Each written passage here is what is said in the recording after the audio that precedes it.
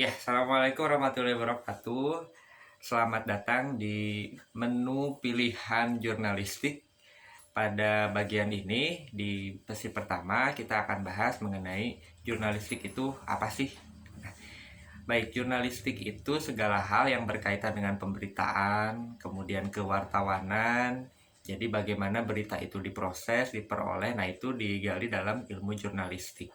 Nah, kemudian di samping itu juga ada hal lain yang diolah atau dikaji dalam jurnalistik, yaitu bagaimana kita menyampaikan berita tersebut. Nah, ini yang akan ada hubungannya dengan hal yang kita akan bahas pada materi di bab ini, yaitu mengenai bagaimana cara menyampaikan berita secara lisan. Nah, ini ada hubungannya dengan public speaking atau berbicara di depan umum. Nah, berbicara di depan umum itu sebetulnya sudah sering kita lakukan. Misalnya memberikan pengumuman, kemudian memberikan informasi kepada teman, keluarga, itu juga sama, termasuk berbicara di depan umum. Artinya, berbicara di depan umum itu ya kita berbicara di depan orang-orang yang jumlahnya itu agak banyak gitu, bisa 3, 4, bahkan ribuan orang. Nah, tentu saja ada hal-hal yang harus diperhatikan ketika kita ingin menyampaikan informasi di depan umum atau di depan orang banyak.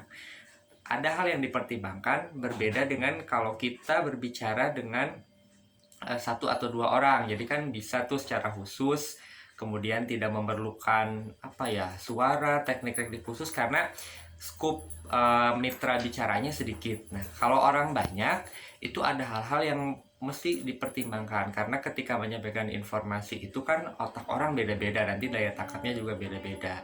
Nah, diantaranya hal yang perlu diperhatikan itu adalah kita harus tahu situasinya seperti apa. Kemudian beritanya itu berita menyedihkan atau berita yang menggembirakan, itu juga harus kita perhatikan, dan nanti ada hubungannya dengan ekspresi mukanya bagaimana ketika menyampaikan berita itu di depan umum. Nah, kemudian perlu juga diperhatikan mitra bicara kita itu siapa. Nah, hal orang-orang yang di depan kita itu apakah dari kalangan yang pendidikannya misalnya tinggi atau misalnya dari kalangan anak-anak. Itu juga penyampaiannya nanti akan berbeda. Nah, dari sekian hal-hal tadi, faktor-faktor yang tadi, pada intinya berbicara di depan umum itu menuntut kita untuk menyampaikan informasi dengan disesuaikan dengan situasi dan kondisi. Juga yang paling penting adalah kita harus percaya diri. Nah, ketika kita percaya diri menyampaikan informasi itu, maka nanti informasinya juga akan disampaikan dengan baik. Kemudian kita juga sebagai pembicara, penyampai informasi itu terlihat atau terkesan baik di mata halayak umum. Nah, pada pembahasan ini kita bahas satu-satu dulu, yaitu tadi poin pentingnya dulu, yakni bagaimana sih supaya kita percaya diri berbicara di depan umum. Hal yang banyak dilakukan oleh pembicara pemula biasanya adalah ketika di depan umum itu salah tingkah, kemudian nervous, atau blank. Jadi nggak ada sama sekali tuh. Biasanya semalaman misalnya menghafal atau meringkas informasi yang mau disampaikan, tapi ketika di depan umum, di depan orang-orang banyak, itu hilang semua gitu. Nah, itu pasti mungkin sering terjadi, saya juga pernah mengalami seperti itu. Nah, apa sih yang perlu ditingkatkan, yang perlu diperhatikan supaya hal itu tidak terjadi? Nervous, kemudian kurang percaya diri ketika di depan umum, ketika menyampaikan informasi, kemudian yang paling parah sekali adalah kita tidak bisa berkutik di depan umum. Jadi ya karena itu tadi, kurang percaya diri dan nervous. Nah, hal yang harus diperhatikan adalah untuk memupuk rasa percaya diri itu, pertama kita harus yakin bahwa informasi yang kita sampaikan itu memang benar. Kita sudah cross check, sudah mengecek kebenarannya. Sekarang kan banyak ya, boleh dari internet atau boleh dengan bertanya langsung kepada narasumber. Jadi betul-betul kita yakin bahwa informasi yang kita sampaikan itu sumbernya jelas dan benar, sehingga ketika menyampaikan di depan orang, kita akan percaya diri, punya pegangan. Jadi kalau ditanya kata siapa tuh kayak gitu, nah ada sumbernya. Nanti kita punya senjata bisa menunjukkan. Nah kemudian yang tanpa kita sadari, pernah nggak sih kalian mendengar peribahasa, kalau bukan peribahasa ya, istilah orang-orang kalau misal supaya nggak nervous, anggap aja penonton itu tembok, atau anggap aja penonton itu, maaf ya, saya monyet misalnya. Nah itu sebetulnya tidak salah sih, tapi kurang tepat aja gitu. Kenapa? Karena biar bagaimanapun yang penonton, audiens di depan kita itu bukan, tetap orang gitu, dan harus kita hargai.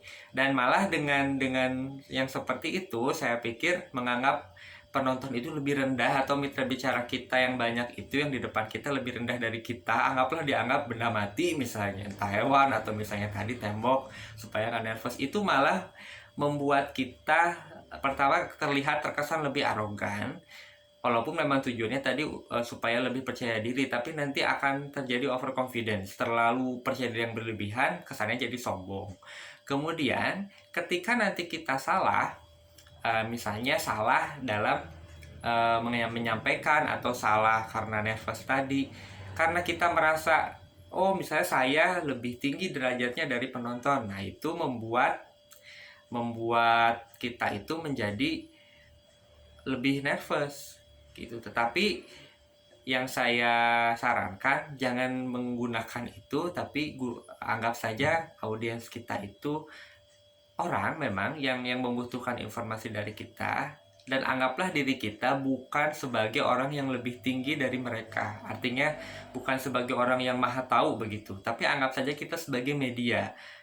Kalian misalnya nanti diminta untuk menyampaikan informasi, jangan menganggap diri kalian itu sebagai oh saya lebih tahu nih dari yang di depan saya, enggak. Tapi anggap saja saya itu hanya media, hanya speakernya, hanya penyambung informasi.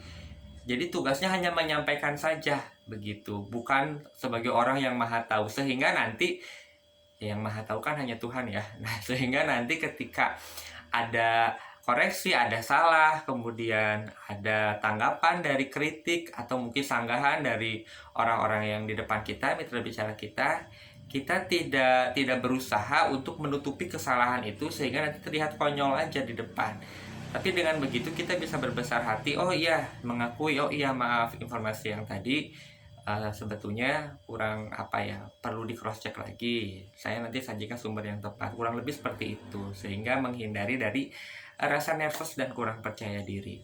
Nah itu bagian pertama dalam public speaking, yang kaitannya nanti pada pertemuan selanjutnya akan kita bahas lagi, dikaitkan dengan hubungannya dengan bagaimana cara memperoleh informasi pemberitaan dengan memanfaatkan keterampilan kita berbicara menghadapi orang. Nah itu saja dulu ya di pertemuan ini. Pertemuan nanti insya Allah kita akan bahas lagi mengenai bagaimana berpraktik untuk public speaking, bagaimana berpraktik menggunakan gestur yang baik dalam menghadapi halayak umum. Nah, itu akan kita bahas. Sementara untuk informasi pembuka itu dulu. Selamat mempelajari menu-menu yang ada di Alsaka ini. Terima kasih. Wassalamualaikum warahmatullahi wabarakatuh.